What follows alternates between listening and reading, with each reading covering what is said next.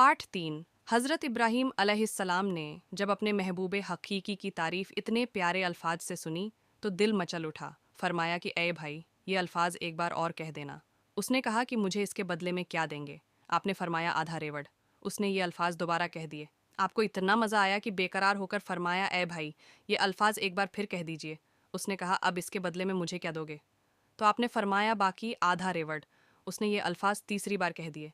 आपको इतना सुरूर मिला कि एकदम कहा ए भाई, ये अल्फाज एक बार और कह दीजिए। उसने कहा अब तो आपके पास देने के लिए कुछ बचा नहीं, अब आप क्या देंगे? फरमाया कि ए भाई, मैं तेरी बकरियां चराया करूँगा, तुम एक बार मेरे महबूब की तारीफ़ और कर दो। उसने कहा हज़रत इब्राहीम खलीलुल्लाह, आपको मुबारक हो, मैं तो फ़रिश्ता हूँ। मुझे तो अल्लाह ताला ने भेजा है कि जाओ और मेरा नाम लो और देखो कि वह मेरे नाम के क्या दाम लगाता है। लिए ये खाना आज पकाया है, उसी तरह अल्लाह ताला मुझे दिन में 3 मरतबा खाना खिलाता है, और आज मेरे लिए खाना रोकने का सबब तू बना, क्योंकि तुमने रिस्क अपने जिम में ले लिया है और तुमने मेरे खाने में कमी कर दी। यह सुनकर हज़रत सुलेमान अलैहिस्सलाम ने अल्लाह ताला के सामने सजदा करते हुए गिर पड़े और रोने लगे। सबक पाक है वह ज़ात जो मखलूक को हमेशा हर वक्त का खाना खिलाती है, जहाँ से लोग जानते भी नहीं कि इतना रिस्क कहाँ से आता है। बेशक अल्लाह ताला ही तमाम मखलूक़ात को रोज़ी देता है, इसीलिए अल्लाह पर भरोसा रखना चाहिए और जैसे भी हालात हो अल्लाह ताला का शुक्र अदा करना चाहिए। पार्ट 2। एक आदमी जिसका नाम रहीम था, जो बहुत नेक और शरीफ इंसान था, जिसने कभी अपनी ज़िंदगी में किसी गैर औरत को बुरी निगाह से नहीं देखा। उस आदमी के घर की हालत बहुत ख़राब हो गई थी। नौबत यहाँ तक पहुँच गई कि घर में फाके हो गए। उस आदमी की एक जवान बेटी थी। जब फाके हद से बढ़ गए तो वो लड़की अपने छोटे बहन भाई की हालत देखकर बहुत परेशान होने लगी। उसके दिमाग में तरह तरह के सवाल उठने लगे। उसने सोचा कि क्यों ना मैं घर से निकलकर किसी काम की तलाश करूं, जिससे मैं अपने घर वालों का पेट भर सकूं। उस लड़की ने ये सोचकर घर से बाहर अपने कदम निकाल लिए और काम की तलाश में बाजार में निकल पड़ी। कभी किसी के घर में काम मांगने गई तो कभी किसी की दुकान में, मगर किसी ने उसे काम नहीं दिया। वो थक हार कर अपने घर वापस लौट आई।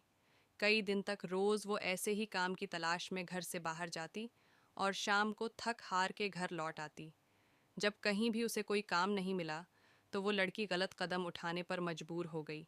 दिल में इरादा करके घर से निकली कि आज मैं अपना शरीर बेचूंगी और कुछ खाना खरीदूंगी। वो लड़की घर से बाजार जा पहुंची। जिस्म बेचने लड्ढा की वहां गई और लोगों को अपनी तरफ आकर्षित करना शुरू कर दिया। वो लोगों को अपनी तरफ आकर्षित करने की कोशिश करती रही, लेकिन किसी ने भी उस पर ध्यान नहीं दिया। ध्यान तो दूर, किसी ने उसकी ओर निगाह तक उठाकर नहीं देखा। लोग आते और उसकी ओर नज़र उठाए बिना निकल जाते। इसी तरह खड़े खड़े लड़की को शाम हो गई। वो परेशान होकर घर की ओर कदम बढ़ाने लग गई। जब घर पहुंची तो अपने वालिद को परेशानी में देखा। दरवाजे पर बाप ने बेटी को देखा और पूछा, बेटी कहाँ गई थी?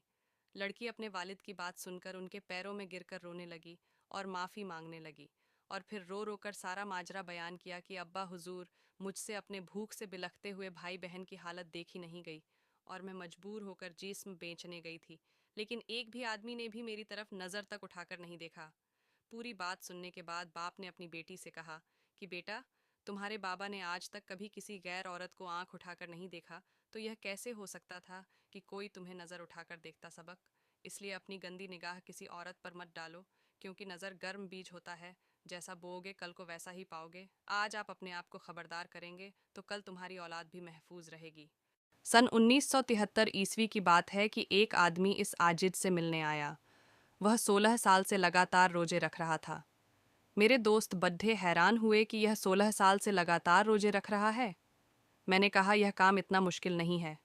वह कहने लगे, कैसे मुश्किल नहीं है? सर्दी, गर्मी, सेहत, बीमारी, सफ़र, हज़र, हर वक्त रोज़े से रहना बहुत मुश्किल है। मैंने कहा, अच्छा तो उसी से पूछ लें। चुनांचे उन्होंने उस आदमी से पूछा कि क्या आपको रोज़ा रखने में कोई दिक्कत पेश आती है? वह कहने लगे, नहीं। फिर वह मुझे कहने लगे कि यह क्या मामला है? मैंने कहा, यह इसकी आदत बन गई है।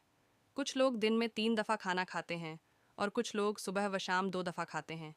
इसी तरह आप यूँ समझें कि यह भी दिन में 2 दफ़ा खाना खाते हैं, एक दफ़ा सहरी के वक्त और एक दफ़ा इफ्तारी के वक्त, लिहाजा इनकी यह आदत बन गई है।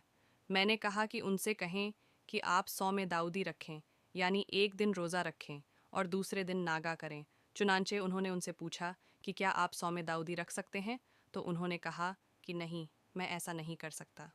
उन्होंने पूछा वह क्यों, तो कहने लगे इसलिए कि यह तो मेरी आदत बन गई है और दिन के वक्त अब मेरा कुछ खाने को दिल ही नहीं करता। अगर मैं एक दिन खाऊं और एक दिन रोज़ा रखूं तो इसमें मेरे नफ्स पर ज़्यादा बोझ होगा, जो कि मेरे लिए बहुत मुश्किल है।